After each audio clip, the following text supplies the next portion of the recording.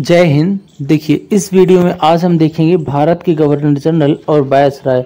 और ये क्वेश्चन हर एग्जाम में पूछे जाते हैं। यहाँ से क्वेश्चन भारत के गवर्नर जनरल और वायसराय।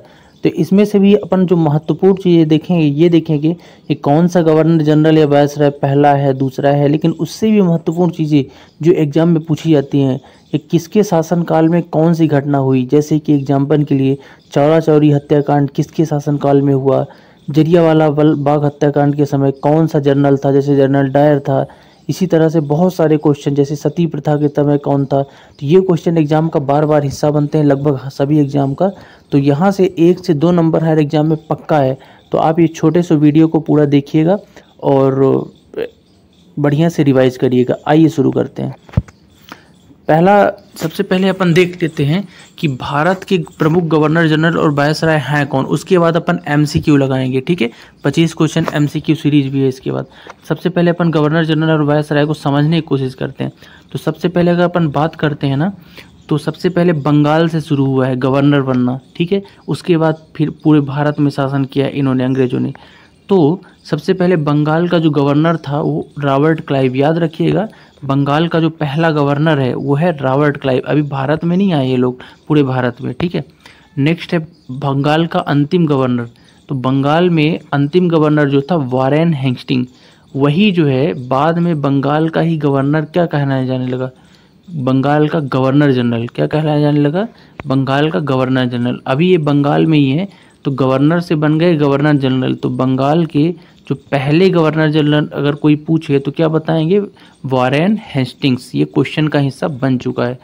अब बंगाल का अंतिम गवर्नर जनरल जो था वो लॉर्ड विलियम बेटिक था, और यही जो है भारत का पहला गवर्नर जनरल हो गया है। अब यहाँ से बंगाल से पूरे भारत का गवर्नर जनरल कहलाया जाने लगा। तो लॉर्ड विलियम बेटिक वो पहला व्यक्ति है जो भारत का प्रथम गवर्नर जनरल हुआ है, ब्रिटिश भारत का। तो याद रखिएगा। आगे देखते हैं। अब बात करें भारत के अंतिम गवर्नर जनरल की, तो अंतिम गवर्नर जनरल जो भारत के थे वो लॉर्ड कैनिंग। कौन था, लॉर्ड कैनिंग। और उस समय से लॉर्ड कैनिंग के ज़माने से ही भारत के गवर्नर जनरल को वायसराय कहा जाने लगा। क्या कहा जाने लगा, तो उस हिसाब से जो भारत का पहला वायसराय होगा वो कौन होगा, ये होगा लॉर्ड कैनिंग ही। याद रखिएगा, ये भी क्वेश्चन पूछ चुका है एग्जाम में, ठीक है। अब बात करते हैं भारत का अंतिम वायसराय की, तो माउंटबेटन थे 1947 के समय। बात करें स्वतंत्र भारत का पहला गवर्नर जनरल, तो ये भी लॉर्ड माउंटबेटन ही बनाए गए हैं।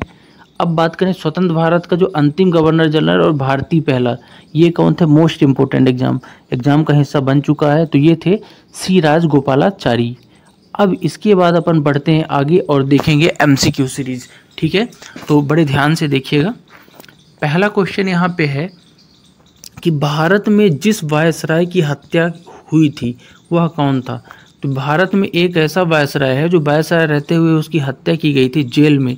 वो कौन था आपको बताना है, बहुत ही इंटरेस्टिंग क्वेश्चन है। तो ये व्यक्ति था लॉर्ड मेयो, जिसके शासनकाल में 1872 में शायद पहली बार जनगणना शुरू हुई, फिर रिपन के शासनकाल में ढंग से शुरू हुई, ठीक है। तो लॉर्ड मेयो ही वो व्यक्ति है जिसकी हत्या हुई थी, ठीक। अब बात करते हैं आगे, बंगाल के स्थायी बंदोबस्त की शुरुआत किसने की। तो बंगाल के स्थायी बंदोबस्त की शुरुआत करने वाला व्यक्ति है लॉर्ड कॉर्नवालिस। कौन है, लॉर्ड कॉर्नवालिस, ठीक है। नेक्स्ट बात करते हैं, यहाँ पे सूची है, सूची का आपको मिलान करना है, कौन सी सूची किससे संबंधित है। तो आइए आसानी से देख लेते हैं। अगर हम बात करें लॉर्ड वेलेस्ली की, तो लॉर्ड वेलेस्ली फेमस है सहायक संधि के लिए। किससे फेमस है, सहायक संधि के लिए, ठीक है। लॉर्ड डलहौजी की बात करें तो ये हड़प नीति या व्यवगत सिद्धांत के लिए फेमस था। किसके लिए लॉर्ड डलहौजी था, हड़प नीति या व्यवगत सिद्धांत के लिए। बात करें लॉर्ड कॉर्नवालिस की, तो लॉर्ड कॉर्नवालिस किसके लिए था, स्थायी बंदोबस्त के लिए। किसके लिए था, स्थायी बंदोबस्त के लिए। बात करें अपन लॉर्ड विलियम बेटिक की, तो ये था सती प्रथा का उन्मूलन के लिए। किसके लिए था, सती प्रथा का उन्मूलन के लिए। तो ये कुछ इंपॉर्टेंट थे जो आपको याद रखना है। तो इस हिसाब से क्रम कौन सा बनेगा इनका सही का, तो क्रम जो बनेगा वो इस तरह से बनेगा। वेलेस्ली का यानी ए है, तो ए के लिए क्या हो जाएगा, दूसरा यानी ए हो जाएगा।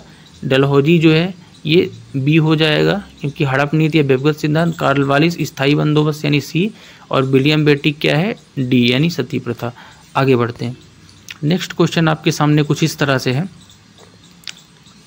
कि निम्नलिखित में से कौन वायसराय इल्बर्ट बिल विवाद से जुड़ा है? तो आपको बताना है इल्बर्ट बिल विवाद से कौन सा वायसराय जुड़ा है। बहुत ही इंपॉर्टेंट क्वेश्चन है, इसको ध्यान से देखिएगा।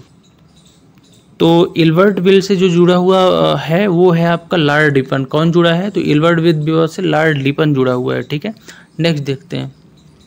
नेक्स्ट है हड़प नीति सिद्धांत। हड़प नीति सिद्धांत मोस्ट इम्पोर्टेंट भारत के किस गवर्नर जनरल द्वारा संबंधित है? तो लॉर्ड डलहौजी जो है बेगवत सिद्धांत या हड़प नीति सिद्धांत, ये कौन लेके आया था? लॉर्ड डलहौजी, ठीक है। और इसी नीति के तहत रानी लक्ष्मीबाई झांसी की जो रानी थी उनका किला हड़पने की कोशिश की गई थी। नेक्स्ट देख लेते हैं। नेक्स्ट क्वेश्चन नंबर 6 है कि किसने हड़प नीति शुरुआत की? तो अभी मैंने बताया हड़प नीति लॉर्ड डलहौजी। नेक्स्ट, द्वितीय गोलमेज सम्मेलन के समय ब्रिटिश भारत में इनमें से कौन सा वायसराय थे? तो द्वितीय गोलमेज सम्मेलन जो हुआ था उस समय भारत के वायसराय कौन थे? आपको ये बताना है, ठीक है। ठीक, तो इसका जो राइट आंसर हो जाएगा आपको लॉर्ड विलिंगटन। तो राइट आंसर इसका हो जाएगा लॉर्ड विलिंगटन, यानी कि द्वितीय गोलमेज सम्मेलन के समय ही उसी समय ये जो पहले इरविन था, इरविन के बाद ये आ गए थे, ठीक है। नेक्स्ट देखते हैं। नेक्स्ट है भारत का पहला ब्रिटिश वायसराय कौन था? तो भारत का पहला ब्रिटिश वायसराय कौन है? लॉर्ड कैनिन, ठीक है। नेक्स्ट देखते हैं कि व्यक्तिगत सिद्धांत की नीति किसके द्वारा तैयार की गई? तो अभी बताया व्यक्तिगत यानी कि हड़प नीति लॉर्ड डलहौजी के द्वारा तैयार की गई, ठीक। नेक्स्ट देखते हैं। नेक्स्ट है आपका यहाँ पे कि ब्रिटिश भारत में सिविल सेवा का जनक किसे कहा जाता है? तो सिविल सेवा का जनक लॉर्ड कॉर्नवालिस को कहा जाता है। याद रखिएगा, एग्जाम का हिस्सा बन चुका है। लॉर्ड कॉर्नवालिस को सिविल सेवा का जनक कहा जाता है। नेक्स्ट देखते हैं। भारत सरकार अधिनियम 1935 पारित होने के दौरान भारत का गवर्नर जनरल कौन था? अब मैंने बताया 1931 से लेकर 36 तक लॉर्ड विलिंगटन था, इसलिए इसका जो राइट आंसर हो जाएगा लॉर्ड विलिंगटन। 1935 यानी भारत शासन अधिनियम 1935 के समय लॉर्ड विलिंगटन गवर्नर था, ठीक है। नेक्स्ट देखते हैं। वर्नाकुलर प्रेस अधिनियम, most important question. Vernacular press अधिनियम का प्रस्ताव किसने दिया? तो ये प्रस्ताव दिया था लॉर्ड लिटन। किसने दिया था? लॉर्ड लिटन, ठीक है। नेक्स्ट देखते हैं। 1905 में किस वायसराय ने बंगाल का विभाजन किया? तो याद रखिएगा, बंगाल का विभाजन बंग भंग जिसको कहते हैं, लॉर्ड कर्जन के द्वारा 1905 में बंगाल को विभाजन किया गया, ठीक है। नेक्स्ट देखते हैं। निम्नलिखित में से किस वायसराय के दौरान विधवा पुनर्विवाह अधिनियम पेश किया गया? तो लॉर्ड विलियम बेटिक के समय उसमें वो हुआ था, ठीक है, बट उस समय ये पारित नहीं हो पाया था। तो इसका राइट आंसर हो जाएगा लॉर्ड कैनिन। लॉर्ड कैनिन के समय ये अधिनियम बना था, लेकिन इसमें बहुत सारा पुनरुत्थान करने के लिए विलियम बेटिंग ने कोशिश की थी, ठीक है। तो याद रखिएगा, ये कंफ्यूजिंग पॉइंट है। तो लॉर्ड कैनिन के समय विधवा पुनर्विवाह अधिनियम पेश किया गया था, ठीक है। आगे देखते हैं।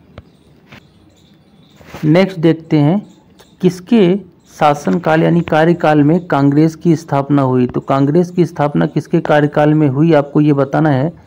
तो ये जो स्थापना हुई थी ये हुई थी लॉर्ड डफरिन, यानी लॉर्ड डफरिन के शासनकाल में कांग्रेस की स्थापना हुई थी और 1885 में A.O. ह्यूम के द्वारा, ठीक है, याद रखिएगा।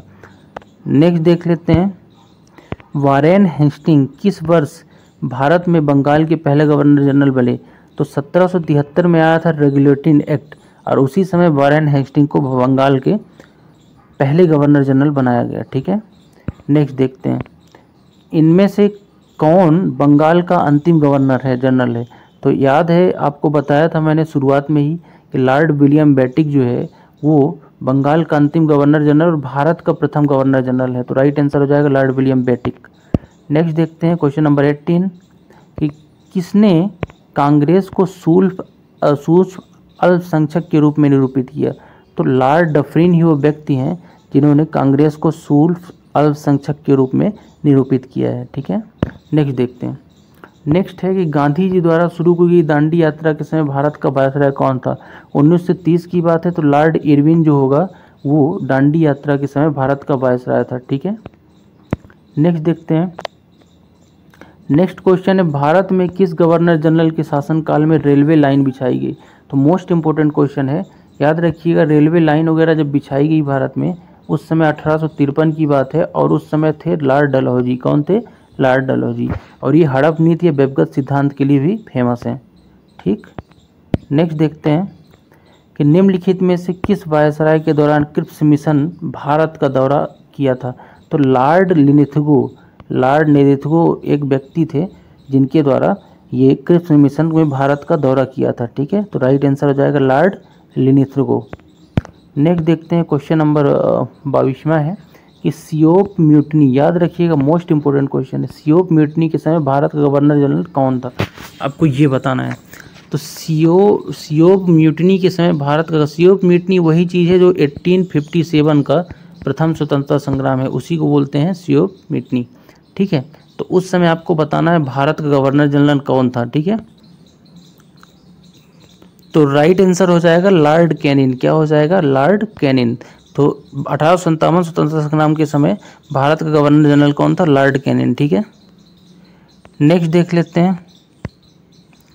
नेक्स्ट है, निम्नलिखित में से किसे भारतीय रेलवे का जनक कहा जाता है? तो लॉर्ड डलहौजी, अभी हमने बताया कि इन्हीं ने रेल लाइन बिछाई थी और इसे भारतीय रेलवे का जनक कहा जाता है। ठीक है, नेक्स्ट देखते हैं कि लॉर्ड कर्जन के समय कौन सा कार्य नहीं हुआ था? तो लॉर्ड कर्जन के समय बंगाल का विभाजन हुआ था, भारतीय लोक सेवा मंडल का गठन हुआ था, अकाल आयोग का भी गठन हुआ था, बट हंटर आयोग का गठन नहीं हुआ था। इसलिए राइट आंसर हो जाएगा हंटर आयोग का गठन, इसका राइट आंसर हो जाएगा। ठीक है, नेक्स्ट देखते हैं, आज का लास्ट क्वेश्चन है कि भारत के किस वायसराय के कार्यकाल में महान शहीद भगत सिंह, सुखदेव, राजगुरु को फांसी दी गई थी?